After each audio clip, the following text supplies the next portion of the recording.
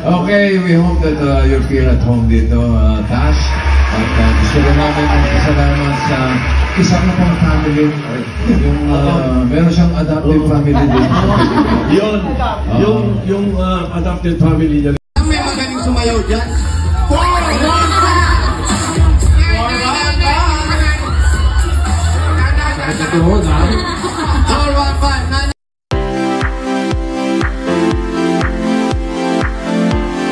Ngayong araw ng Sabado, September 23, opisyal nang ipinakilala ng Legit The Barkads nila Tito Vic and Joey, si Atasha Mulak bilang bagong co-host at makakasama nila bilang bagong The Barkads ng TVJ.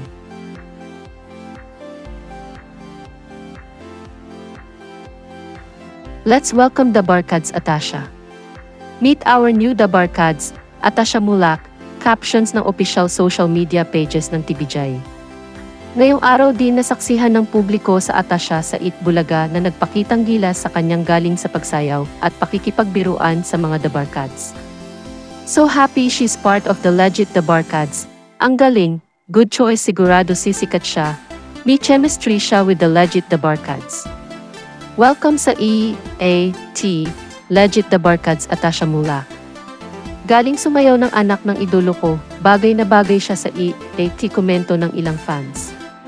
Mapagkakamalang magkapatid sila ni Maha at Atasha Same ng galaw at ayos, parehas maganda at magaling sumayaw. Maging si Charlene Gonzalez na ina ni Atasha ay super proud din sa anak at ibinahagi pa niya ang video sa naging performance ni Atasha sa programa. Captions niya, "Thank you to EAT, TBG #Legit The Barkads for such a warm welcome for Atasha Mulak. We are so happy that she is now part of your kind family. Muli mula sa puso namin maraming salamat, hugs, and to our Viva family, thank you for always taking care of Atasha." Nagkomento naman dito si Maha Salvador sa post ni Charlene. Maging siya ay super happy din sa pagiging bahagi ni Atasha sa The Barkads na dati niyang kinabibilangan. Magkamukha nga daw silang dalawa, komento ng ilang fans.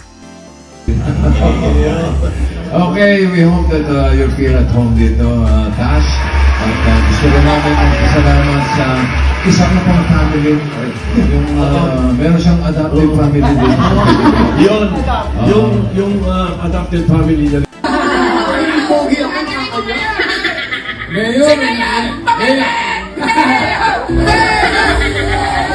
May magaling sumayaw dyan.